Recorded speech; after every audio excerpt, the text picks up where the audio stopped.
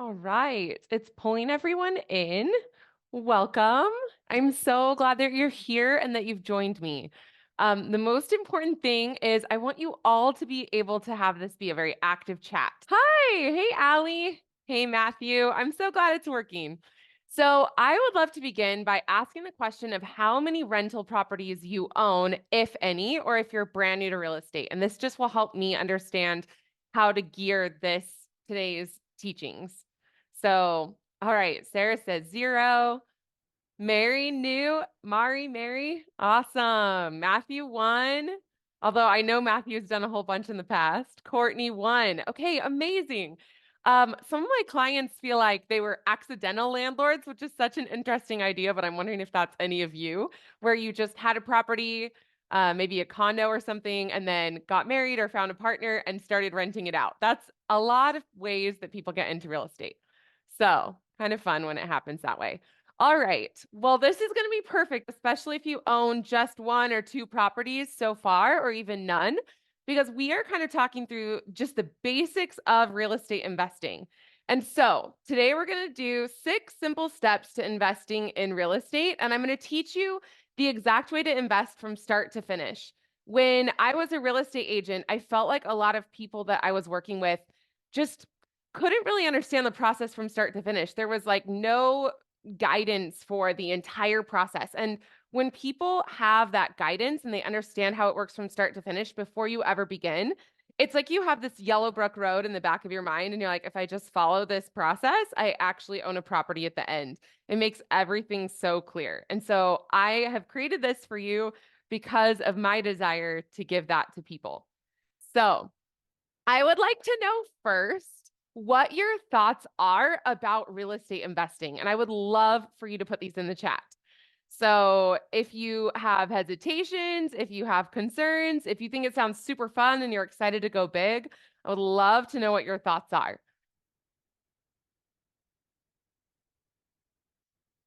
And let's see, some of you could be messaging me directly, and I also know generally what clients think when we begin. So some of the things that people often think are, okay, Mary, excited to get all into it. That's so fun. Excited to get into it. And I would love when you write that in the chat for you to also put your feeling. So you have this thought, I'm excited to get into it, Mari. And what is your emotion that comes up when you say that? Want to go huge as Allie's. Allie, put in the chat what emotion you feel.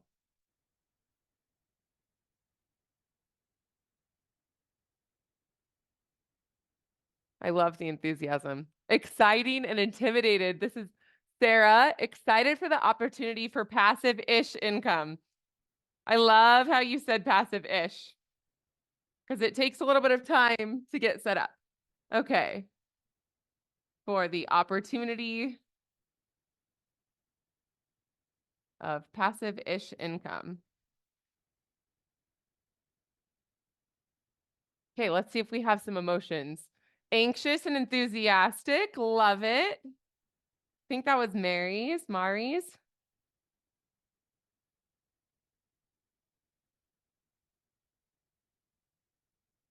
Okay, love it. Allie, nervous but excited. So what's the feeling that is making you nervous? I would love to know that, Allie. And then I'm going to get to Matthew's as well. Okay, I love it. Matthew, fear of screwing up.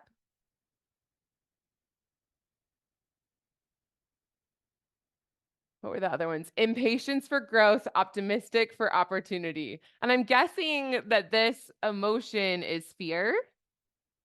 And then let me see some others.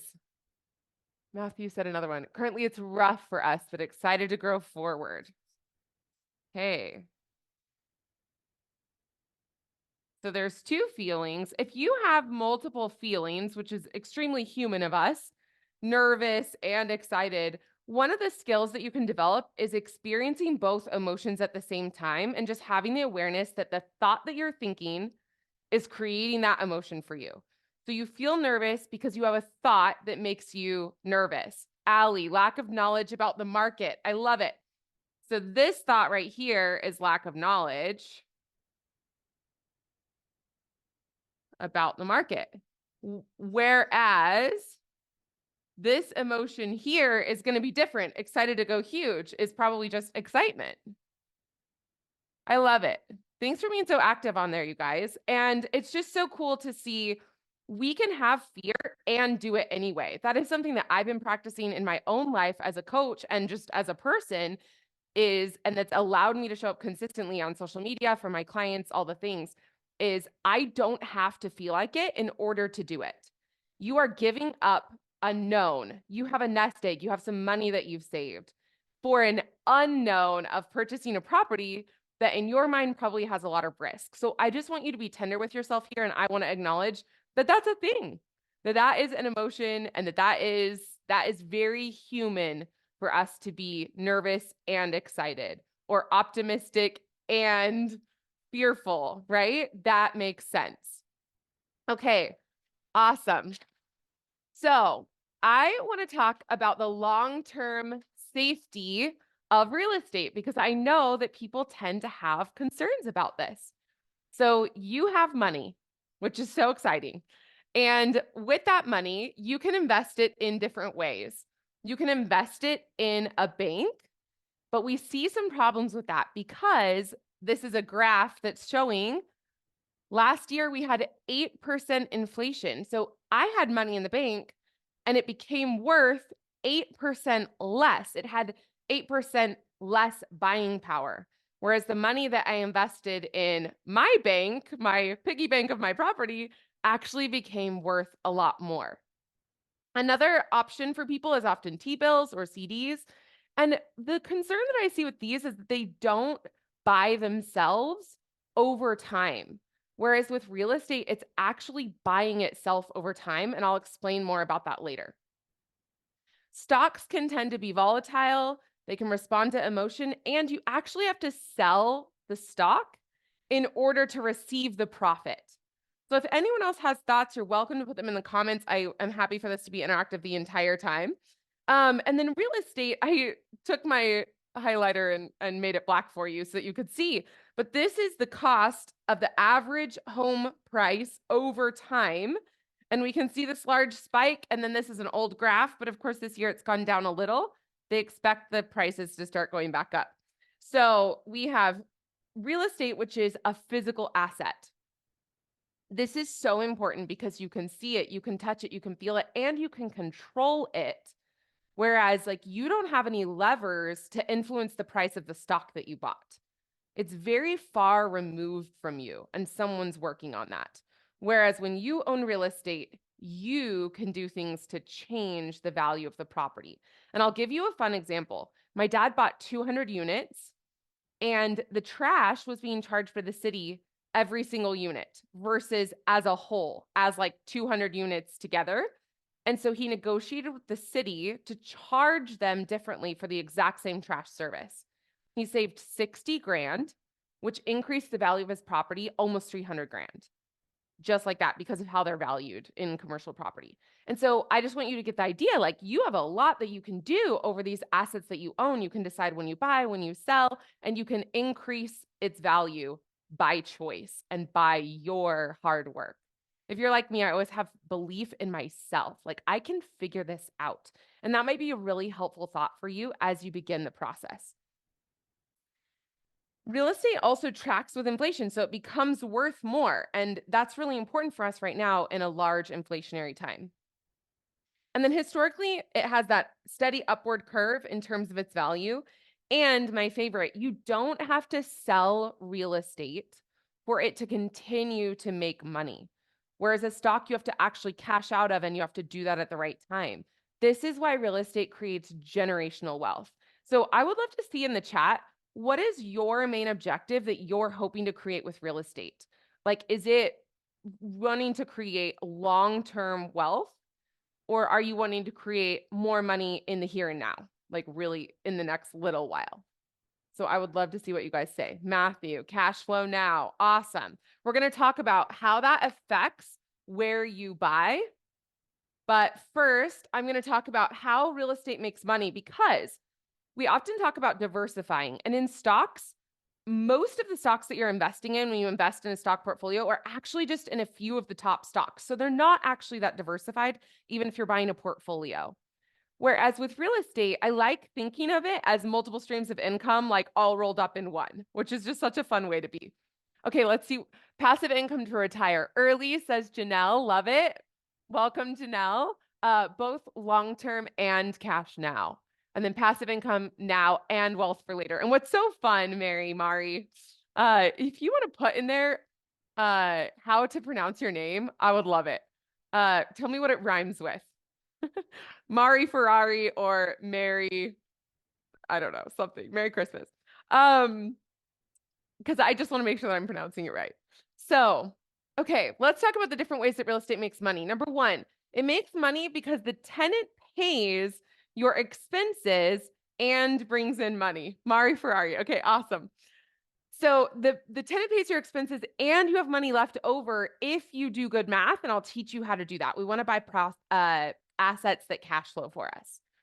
Then the second is equity. So the tenant is actually buying the property for you every single month because they are paying your mortgage and that amount that you owe on the property goes down every single month. Isn't that incredible? Like, I love that real estate enables us to do that. The third thing is depreciation. So you are allowed by the tax code to offset your income of the property using what's called paper losses. And so we just know that real estate becomes less over time, or at least that's how the tax code is written. And so you're allowed to just offset the cost of the real estate. And this is how the rich end up paying very few taxes. I love it because almost any way that you actively make income ends up funneling into real estate over time. Think about it. If you're a doctor and you make good money, you're eventually going to buy real estate. If you're a therapist, if you're a counselor, if you're, whatever you do, a property manager, always you want to turn that income into passive income. And that happens through investing in real estate. And I'll show you how we can start being a little more active and then transfer to passive as you get more and more income. Does anyone have any questions right now? If so, you can drop them in the chat and I'll look for them. The next thing is appreciation. So more money is put into the US circulation all the time. And that money that's printed means that the property becomes worth more over a period of time. So if you decided to sell the property, you could actually cash out that money. And I just did this last year. I cashed out $220,000. I was like, I'm going through a divorce. I'm moving across the country. I would like to have that money cash. Sold the property, kept the money. It works beautifully. So yeah, that's the fourth way. So I want to talk about risk. Does anyone have any thoughts about risk in real estate? Does it feel risky to you? And if so, I would love to know how you think real estate is risky. And what I'm going to teach you today is that you get to decide how much risk you take on in real estate. So you can buy everything from turnkey property that's leased to good tenants and it's just mailbox money. These generally have fairly low returns. Like if you're buying an Arby's or you're buying a Starbucks, it's going to have a pretty low return, maybe 3-4%, maybe 5% if you're lucky. Then if you're buying something that's on the entire opposite side of the spectrum, it's vacant, it needs development. I just looked at a property like this with some of my clients yesterday. It's like sticks and an open room. Okay, this needs a lot of work and the return is going to be insane. You can buy it for pennies on the dollar. Usually when we work together, we're going to be working on one of these middle categories, not A class, not the best thing and not the worst. And so we're going to look at properties that are mostly leased. Maybe the tenants are not ideal. Maybe the landlord was really nice to them and just never raised rents. You could just buy the property, go in, raise the rents, etc. Matthew knows all about this because he has taken a place that is a commercial property that had a hoarder living in it, and he cleared out all the hoarder's stuff, and then he has it up for rent. And I don't know if it's rented, Matthew. I'd love to hear the updates. But like that's a way that you didn't even have to completely remodel, but you could add value just by removing the junk and getting that guy out. Okay, Mari, risky due to house repairs and weather damage. Yes. That is true that that can happen. Luckily, with weather damage in general, it's going to be covered by your insurance. And so you just have your insurance deductible. And I'll give you an example. I built some fourplexes that I purchased, and within 1 year, they had hail damage and we had to replace all the roofs of the fourplexes. That's could be pretty devastating because you wouldn't expect to have that problem with a brand new property. However, it was like $1,000 deductible for each of those properties. And so I was only out 2 grand for my two properties, right? It's actually, you can cap your downside by using insurance. And that's why we do that. And then house repairs, you can actually do the same thing. You can, it's called a home warranty. You can buy a home warranty. And if something breaks, like a dishwasher or a fridge, they send someone out, they come see if they can fix it. And if they don't, they give you a new one. One of my clients got a new dishwasher this way. So I just want you to know that those exist as a way to cap your downside. Anything else? Sarah, feels much less risky than other ways of investing. Yes, I agree with you. Okay. So next, I'm going to take you through the 6-step process. This is step number 1. Step number 1 is deciding your strategy, and it has a bunch of sub points to it. So I would love for you to put in the chat how you feel about making decisions. What is your decision-making process? Are you a good decision maker? And what does that mean? So tell me in the chat, let me ask one question specifically. How do you feel that you are at making decisions? Are you confident and quick to make decisions? Do you hesitate? And if you hesitate, I would love to know why, because I want to walk you through. This is one of the most important skills that you can develop, and something that I work with my clients on is becoming an excellent decision maker. And especially this can be true often for women. I just see the pattern of it being, as women, we've sometimes learned to outsource our authority and to think that someone knows better. And so as a coach, I don't want to be the decision maker for you. In fact, I won't be the decision maker for you, but I will empower you to make your own decisions and to have the knowledge and the skills and the mindset to move forward on those decisions. And so I keep bringing you back to trusting yourself. This is work that I've done with my coach for several years nonstop. And so I want you to have that experience as well, where you now trust yourself and you know how to run your real estate as a business that makes money. That's our goal. Okay. Mari, risk due to house. Oh, no, sorry. Confident in them, but slow, logical decision maker. Okay. That could be really good for you. We just often want to ask, how much information do you need to know before making a decision? And I'll talk about that. Remind me if I don't. Talk about it when we get to offers. We'll talk about how much information you need to move forward and why maybe you see yourself as slow. Like, what do you think is behind that? If you have an idea, put it in the chat because I would love to know. Sarah, I listen to my intuition. I need to be well informed in order for my intuition to have an opinion. Oh, I love that. So you already maybe have that skill of trusting yourself, and you also need a certain amount of information, which is good. I agree with you. And in real estate, it might just be for you learning the skill, like one of you mentioned. It might just be knowing what you're looking at. And that's what I teach. All right, so let's come back to deciding your strategy. You want to know your finances. So I want you to get an idea in your mind right now of the amount of cash that you have to invest. What is in your bank account, but also there are other places that cash is hidden that I like to talk with people about on the consult, because I'm going to help you find it. If your home has appreciated in value and is worth more now than it was when you bought it, let's say you bought it at $300,000 and it's now worth $600,000, you have $300,000 of equity in your home. You may or may not choose to use it, but I want you to know that that could be the down payment on a 1.2, let's see, 3, 6, 9, 12, $1.2 million property. You could buy a $1.2 million property with that equity. Now, you may not choose to take it all out, but I want you to know that that's available to you.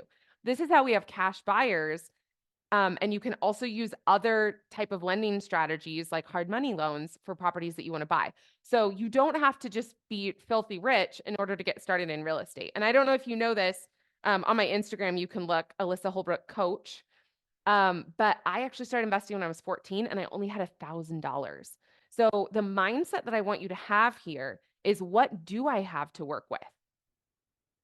And that's what I was asking myself, like, what can I do to make money? And I started by making little $1 flag pins, like those safety pin brooches. That's how I started. And then once I had saved up $1,000 from babysitting, then I purchased a property. And so I just want you to be looking at, like, where could I get money from? I could sell some stuff on Craigslist, right? Okay. Allie says, I'm a calculated risk taker based on my knowledge level. Yes, I hear that everyone is wanting to have knowledge in order to make an informed decision. And here's what I want to say about that.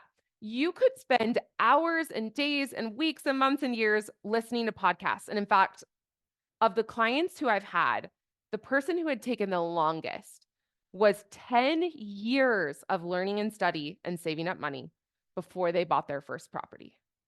And I want to say, if you had bought almost any property and held it for 10 years, because it appreciates in value, it would have been worth probably almost double, if not more, over that amount of time. So I just want you to think about, like, what is the cost of hesitating? What is the cost of learning so much? Because there is a cost to that, right? I think of this as long-term procrastination.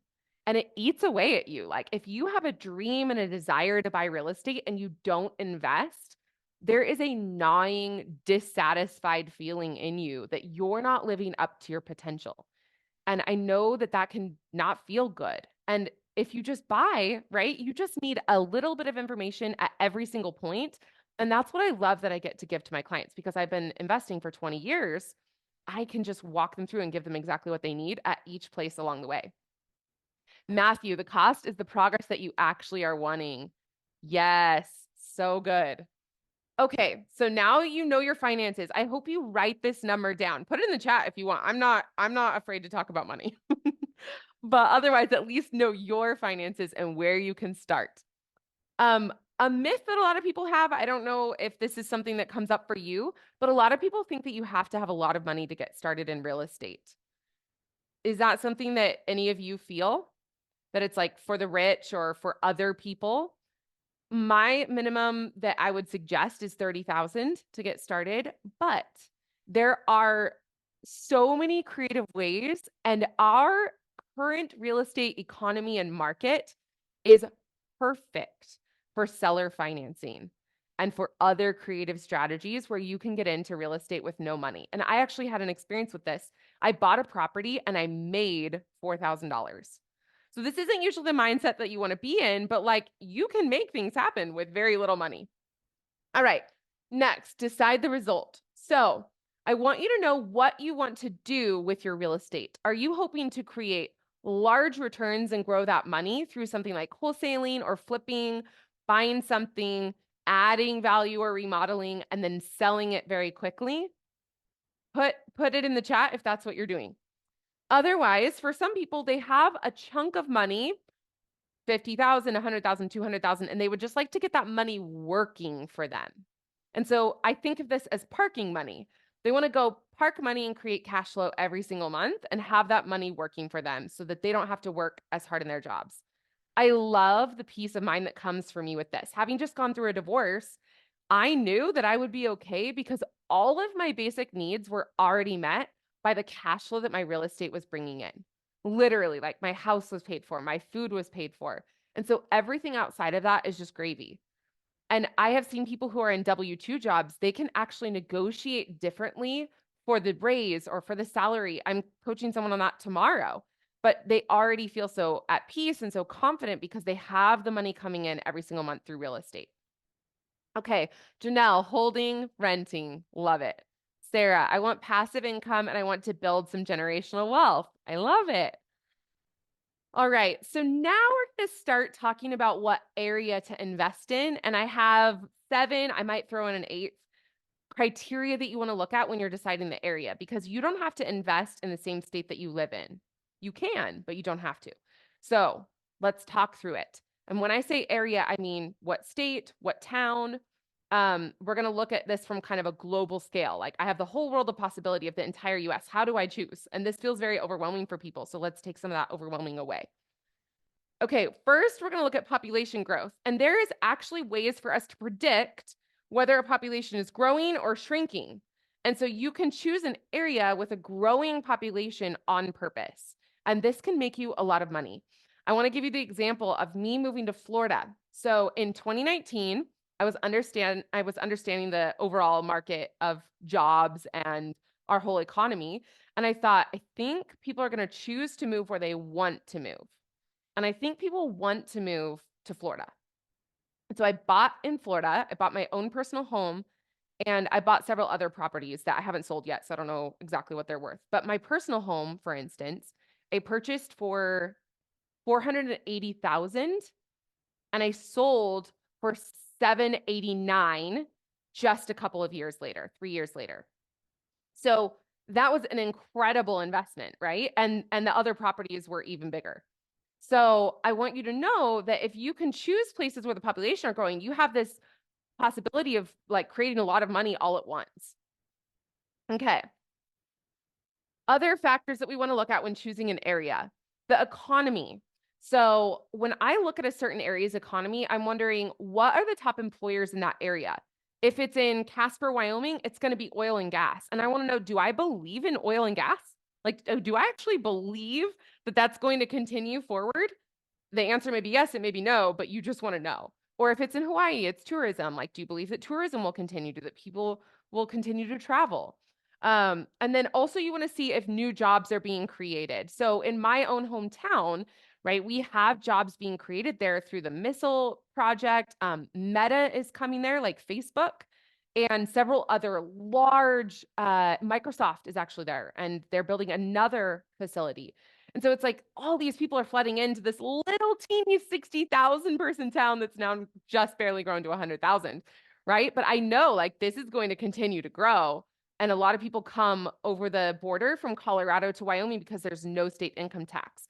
So I believe that this market is going to continue to grow. That would be somewhere that I'm willing to invest. Okay, I'm going to take a little pause to add in my eighth factor that I want to talk about when we talk about area, which is affordability. I feel like this is becoming huge just in the last 6 months. So whoever was asking about like the current market and knowing where to invest, this is a tip for you. I believe that people want to live where is affordable. And if you email me, alyssa@alyssaholbrook.com, or DM me on Instagram or reach out to me, I would love to send you the link for where you can look up the affordability index. So I was looking in my hometown of Cheyenne over Christmas, it's at 100. That's like totally normal. Whereas where I live in Salt Lake City is 238 in terms of the housing affordability. So a house that's 100,000 in Cheyenne, Wyoming would cost $238,000 here in Salt Lake City. And it would be really fun to see where you live. How affordable is it? So this is where we see a massive migration for many reasons out of California and some of the other, especially East Coast markets. And we're seeing a lot of growth in other markets, for instance, Colorado, and especially like Midwest and Mountain West tend to have a lot of growth right now. And I have that. I also have that for you. If you want to know, I can send you where people are migrating in and out of. Just email me or DM me and ask me for it. Matthew, does that affordability index also relate to rental rates? This one, I'm not sure if it took into account rental rates, but there are other measurements for rental rates and where the rental growth is. And if you want that information, just ask me for it. I'd love to share it with you. Okay. Is anyone else, if you have any questions, just feel free to put them in the chat because I want to answer them. So the next thing is called the cap rate. And I know that's a fancy term. I know it's an industry term, but I want to explain to you what it allows you to do. Cap rate is what I call a magic metric because it allows you to compare all different types of properties as apples to apples or oranges to oranges, right? And you can compare apples to oranges as well. So it basically allows you to even the playing field and say, if I could get the same debt on all these properties, like which one is a better pick? Which one would I rather buy? And so how you do this, I'm going to teach you a little bit of math. It's the income divided by the current value of the property. So if the income of the property is 15,000 and the property's current value is 160,000, then you just divide those and convert it to a percentage, and that gives you a 9.3% cap rate. I would probably buy a 9.3. That's really good. We want to see cap rates. Well, I'll explain. We want to see cap rates that make the debt that you're going to have on the property make sense. So this is why there's been a slowdown in terms of purchasing and why prices have fallen on properties in just the last little while is because of this. And that market inefficiency cannot last for long. And as you saw, the Fed, you might know, the Fed just announced that they're going to be decreasing interest rates over the next year. And so I put on my stories today that we're actually expecting $380 billion of transactions, which is back up to 2019 in 2024. So right now, we have this little window in terms of the real estate market where you have this purchasing power where you can buy below market value. And I just had a client buy at 30% below market value. I helped her get that deal. And then you can refinance later because the Fed has said that they're decreasing the rates, and that's already come through in the loans, in the interest rates that people are being quoted. So it's like this little market inefficiency that literally 2024 is going to be the year that the best deals of your career are made just because of the opportunity that's here. You will find such great deals. And I really believe that. I'm actually looking at buying a few hundred units right now myself. I fly out to Denver tomorrow to look at those. So, all right. So that is the cap rate. You can do this with any property that you want. And then also we can forecast how the market cap rates are going to be over time. If they go up, that is good for you as a buyer, but bad for the seller, right? Because the seller and the buyer want opposite things. So a higher cap rate is better for you. 8% return, 9% return, 10% return is what you want, not a 3% return, just so you know. Does anyone have any questions? How are you feeling about talking about the math of cap rates? Does it feel confusing? Does it feel exciting because it allows you to compare? I would love to just have a check-in on how you're feeling. Put it in the chat and let me know how you're feeling about cap rates and if you've ever used them before. Okay, number 4 is vacancy rates. So we want to see vacancy rates at under 10%. 4% is incredible. And like I wouldn't go, there are some markets that are like 30%. So think about it. When you have a property and it's made this amount of income, if you have a vacancy rate that is 30%, that is your top line revenue after all the other expenses and the, any repairs and everything have been paid. That is decreased every single year. So that's why we want to look for low vacancy rates. Why they usually happen is because when markets become well known, like in Texas, everyone wants to invest in Texas now.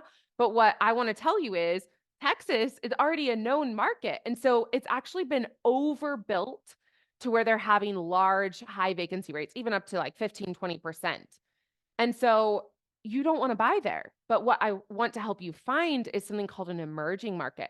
This is a market that will be increasing in value, but it hasn't yet. And so let me give you an example of this emerging market. I bought a property that was a duplex, just 2 units in Utah, and I bought it for $330,000. And then I did $30,000 of repairs to the unit. It was in an emerging market back in 2022. And so I had $360,000 into it. And then I was able to sell it for $460,000 and make $100,000 in 8 months through doing that strategy. And that was because it was an emerging market. The market was going up. And so let's see. Mari, don't know about cap rates, would want to know more about how to know if it's a good rate. Yes. So a good rate is more than the price of debt. So if your interest rate is at 6%, and then you have a cap rate that is 8% or 9%, 9% would be ideal, you have a 3% spread to pay your extra expenses. And so that extra 3% is like your cushion. So that would be a deal that I would love. I would do that all day long. And I have a little example later where I've already written this out for you, so it will be even more clear. Janelle, why didn't I hold on to the duplex? That is such a good question. I took that duplex money and bought land with it and another asset as well that was just kind of normal and cash flowing. And I bought land for $220,000 and I added $330,000 of value total. And then that's the one that I cashed out the 220 and kept one lot for myself. So that money that was tied up in that duplex became worth way more. The second reason is because that market that had been emerging was then emerged. And it was Salt Lake City a couple years ago, and I was familiar with that market and I knew it was going to go down in value. So I knew we were kind of at the top of like a little miniature bubble. And the people who bought it paid 30,000 over appraisal to me. And then sure enough, that market has gone down. And one of my friends is stuck with a property at $700,000, right? That it's like she rode that up, but then you got to actually be able to get out in those emerging markets. So kind of like stocks, a little bit more risky, but I knew what I was doing and I felt comfortable with it. And instead, I took that money and went and did something else with it where I took that land, divided it up, and made 330,000. So I love to say, when do you want to sell real estate? And the answer is never, unless you're leveling up. So that was such a good question because I know that you were thinking, why did you sell that? Why would you sell? Okay, the fifth factor that you want to look at in terms of choosing an area is called landlord friendliness. So you want to know if the area has landlord friendly laws or not. And I'm going to kind of skip over this one, but it helps with evictions and rent control. Crime rate is another thing to take into account because you just want tenants that you want to be working with, and that helps you maximize your profit.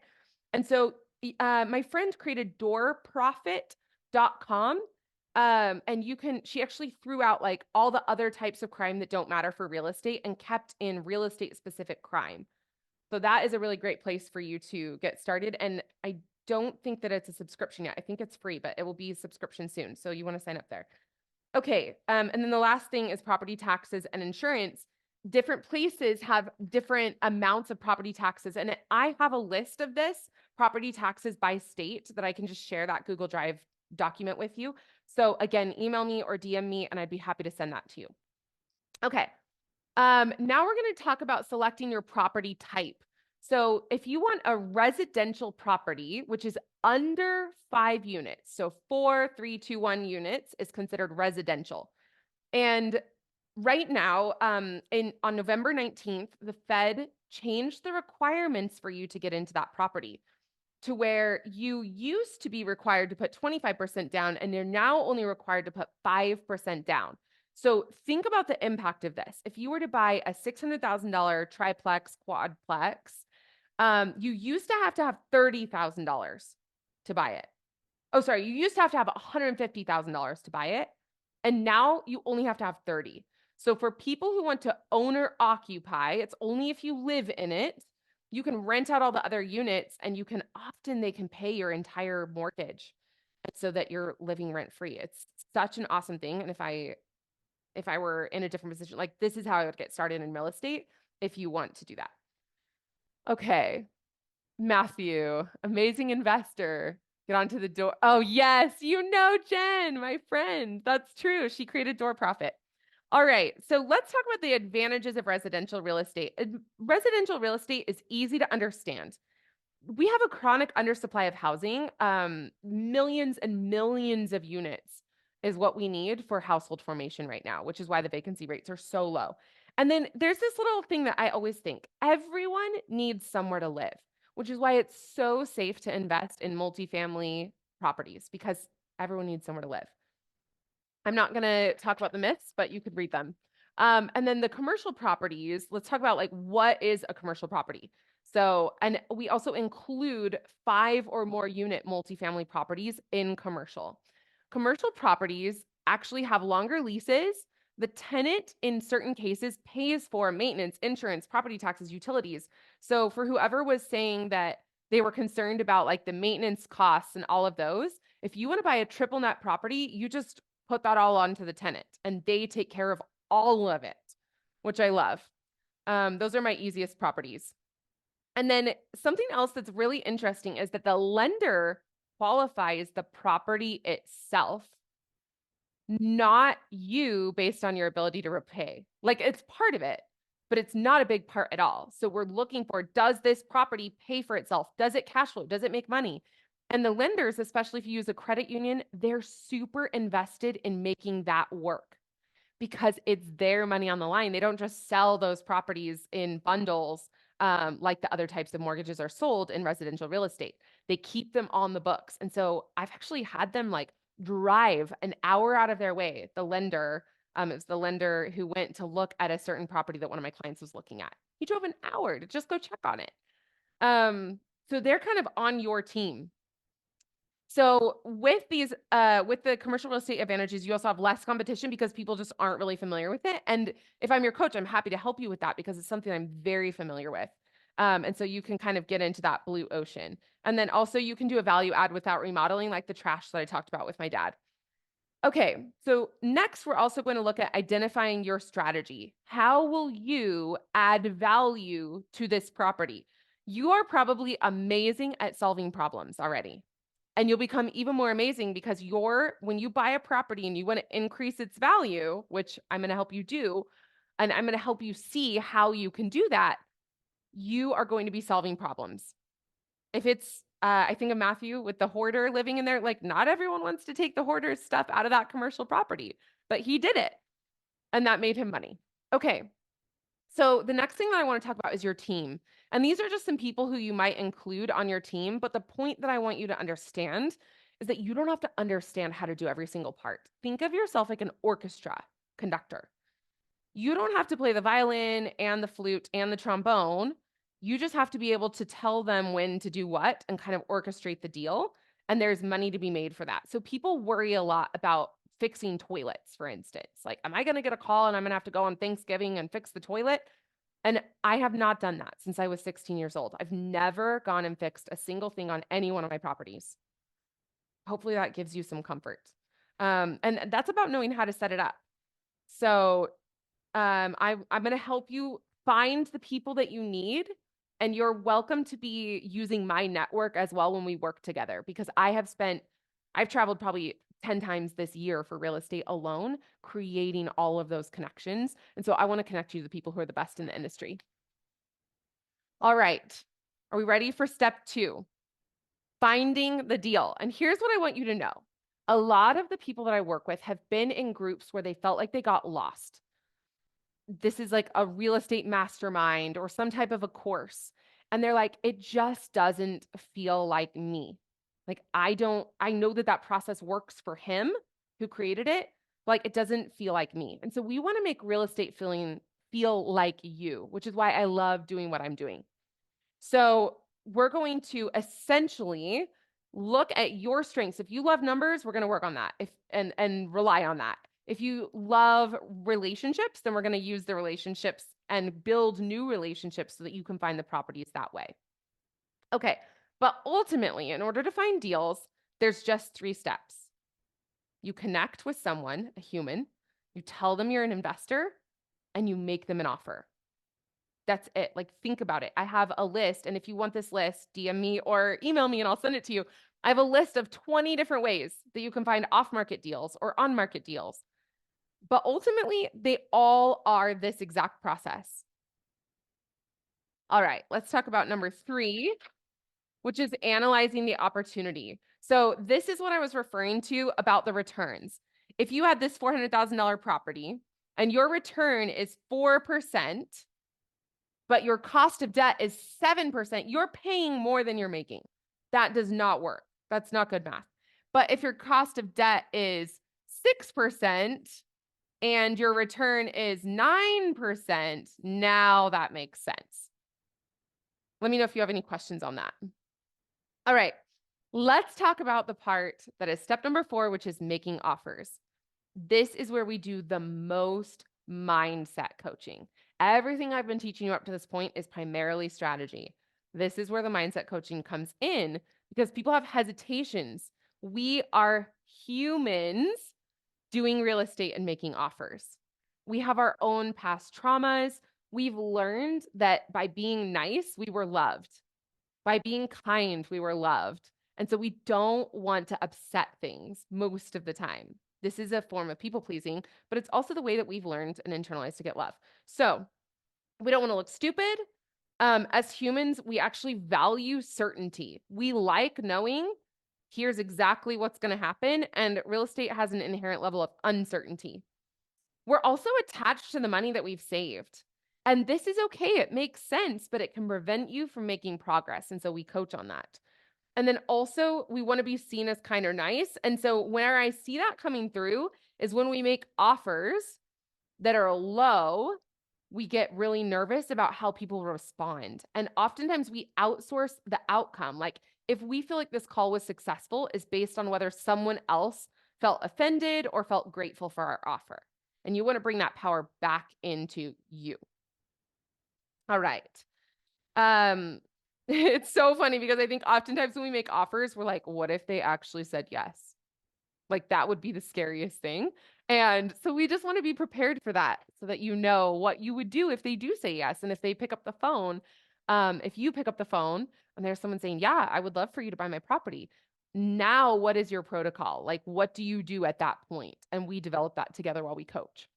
Okay, number 5 is buying the property. So you want to be able to make no risk offers, and most realtors won't teach you how to do that. As a realtor, I was like, why doesn't anyone else include these phrases? And so we go through the specific phrases that you want to include in your offer that allow you to get out without losing your earnest money. Think about it. If you were to buy a car, you wouldn't buy a car without driving it down the interstate first. We don't have to do that with properties either. We get to essentially look under the hood by having all these different inspections, looking at rent rolls, and even asking the sellers for their tax returns. You can also start marketing the property ahead of time. I was just talking to someone, my new client yesterday, who said that he's had 1 month of missed rent in all 4 of his properties over a long period of time. So you want to know the questions to ask. And I have a list of those questions for you. So again, DM me or email me, and I'd be happy to send you those questions that you ask when you're going to make an offer on a property. But you want to know what is the potential upside and what is my potential to lose money, because we want to cap our losses and have infinite upsides. And so we can help find deals that do that for you. All right. Number 6, the last step is to manage the cash flow. And first, I want to say you don't want a property that is already maxed out. You want your basis to be low. So when I start with most clients, they bring me these properties that they're like, oh, I would love to live here. It's so beautiful. And that is very normal because they're pretty and we want to own that. But what we find is that if you can keep your basis, the price that you bought for, very low, when the market has fluctuations, you are completely insulated because you have this gap where you're making money no matter what the market does. This addresses the concern that someone had on this of not knowing the market, right? I think it was Ali. And then if your basis is really high and you're buying like a really nice property that's already been repaired and improved and is just gorgeous, you're often going to be at the whim of the market, right? If the market goes below the value of your property, like you're now underwater, and how do you sell that? That's one of the risks to owning real estate. So I want to help you mitigate that risk by the basis, by keeping your basis low. Matthew, what program do you use for long-term asset management that is separate from your property manager? I want to make sure I understand the question. Is this for management itself? I don't have a program that I use. I literally just have a spreadsheet in OneDrive that I put all of my expenses in. And so if you want that, I'm happy to share it with you. All right. So the other parts of number 6 are optimizing the property. So when we are stabilizing and managing the cash flow of the property, we don't have that much property cash flow to manage until we increase the value. So that's why I call it optimizing. There are a lot of ways that you can increase the value of a property. I like to look for extra land where you could add a structure, storage units, garages, an entire another apartment complex. Like you might be able to build on that, or even just sell off the land to someone else to be able to build, and then you have your cash back out of the property. That would be a great model for you. Another option is to remodel or to add laundry facility, or I like to charge a pet privilege fee.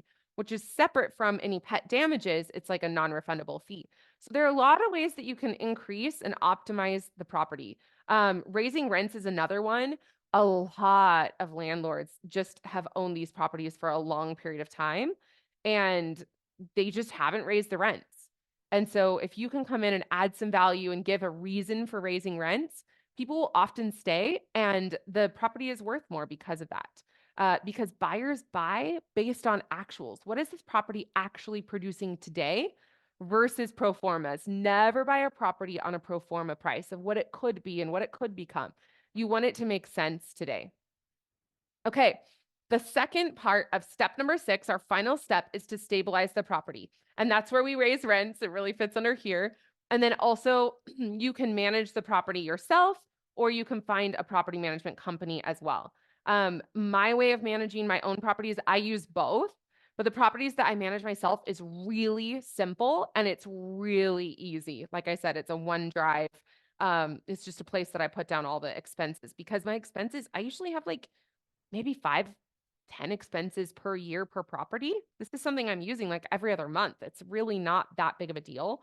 And so that's what's worked for me, really simple systems. And that's something that we create as we work together. So when we work together, this is our entire process. I walk you through, and at the end, you have a cash flowing property. That is the goal. I've only had 2 people ever not do that. And so that is kind of what we do when we work together. Does anyone have any questions about what we do when we're coaching? And if not, the offer that I want to make to you is for me to sit down and look with you at your exact financial situation and what you want to create, and set a goal specifically for the next 6 months of what is realistic for you, or not realistic if you want. I'm all in on those goals too. For 2024, where do you want to be from now until July? And then we're going to create your process to get there. And that's what we do when we meet together on a consult. So I'm going to drop the link to book a consult in the chat. And I have just opened up like 19 spots. We're going to have a little consult, ton of fun. A couple full days of consults. So if you want to book a consult in early January, this is when I start with most of my clients. Is in January, we finish up in July, and then I start the second round. And so this is the time for you to get started investing. For me, for you, for the market, everything is aligning right now to make it the perfect time for you to invest in real estate and to make money and create generational wealth, as some of you are looking for. So does anyone have any other questions? I'm happy to stay on and answer those. We have 3 minutes left, and I can stay a few minutes over if anyone has any specific questions. But basically, we just follow those exact 6 steps. And then as the mindset pieces come up for you, I have this library of knowledge in my mind that is like, here is what's going on for you and what's preventing you from moving forward. And here's what I think of when I think of real estate. Real estate is a vehicle for personal growth. And we measure that personal growth by the income that you produce at the end. But you are going to be growing and changing, because when you change things in one area of your life, you're changing it in all the areas of your life. Mari, I would love to talk to you about the cost of coaching and more on what coaching involves. We talk about the cost of coaching specifically on the consult because most people I work with for 6 months, but I want to make sure that that's a good fit for you. And I also need to make sure that you and I are a good fit as well, that all checks out. I have a series of like 20 questions that I walk you through on that consult. Luckily, it's free. So just follow that link and book your consult right now. More on what coaching involves. Are you wondering? I'm curious what you're wondering. Are you wondering the outcomes that you get at the end of coaching, like what we're working toward, sort of the Hawaii of the plane flight? Or are you wondering the how? Like, you go to SeaTac and then you get on board the plane at 9:20. Like, are you wanting the very specifics or more overall? I'll tell you a few things that my clients have experienced as the overall results. The overall results are that they understand the process of investing in real estate, and you can do the same process at $100,000 property or a $10 million property. It doesn't look very different at all between the 2 different areas. And so they have this and take it with them forever. One of my clients, we finished up while we were working together, she bought 7 tax liens and properties. And then right after that, she went and bought a strip mall because she knew everything that she needed to do in order to continue for herself in the future. So that is my goal for you. I never want you to have to work with me for more than 6 months. So it's a delight if you do. But my goal is to have you completely set up and ready to go so that you can turn on and off your income faucet for the rest of your life. Okay, Mari is wondering the how, the amount of time, and all of those things. Yeah, so I will tell you briefly, we work one-on-one together and we work over a 6 month period, meeting every single week for 45 minutes on Zoom. And then you have access in between those meetings on Slack. And again, we'll talk more about that in the consult. But basically, I'm going to be there with you, holding your hand every step of the way and looking at the deals with you. Like in our actual coaching calls, I'm pulling up the graphs, I'm showing you the graphs, you're showing me a property that you found this week, and then we're running the pro forma numbers. That's just like the math. We're doing the math together. And I'm showing you what questions should you be asking right now. So it's immensely valuable to have an expert on your side who's helping you all along the way. I would really encourage you to just get on that link, the consult call link, and actually book your next appointment with me so that we can do that consult call and figure out if it's the best fit for you. All right. Any other questions? I am so appreciative of all of you coming here today. And I can't believe we ended exactly on time at 3 o'clock. That's so fun. But I would love to see you. And I'm going to be having these webinars every single month. So if you want to follow me and sign up for those, my favorite way to interact with people is on Instagram or LinkedIn. And it's Alyssa Holbrook Coach on Instagram. And then there's a link tree in my bio. And you can click that link tree and you can go sign up for all of my upcoming webinars. The next webinar that we're doing, we're going to go from today, what we did, and actually take it and apply it to your 2024. So it's going to be in mid to late January, and we're actually going to meet again. And it's going to be very interactive, and we're going to plan out your investing year of January 2024, starting in January 2024, all the way through, and making sure that we're setting you up for success and translating these 6 steps into exactly your purchasing experience throughout the year so that you actually know, I'm going to do step number 1 at this time, step number 2 at this time. Matthew, Alyssa, he's saying Alyssa also does an incredible job at helping you break apart some of your mental challenges as well as you continue to take steps forward. Personally, I've had to battle some inner voices, and she really helped me to break out of my own traps.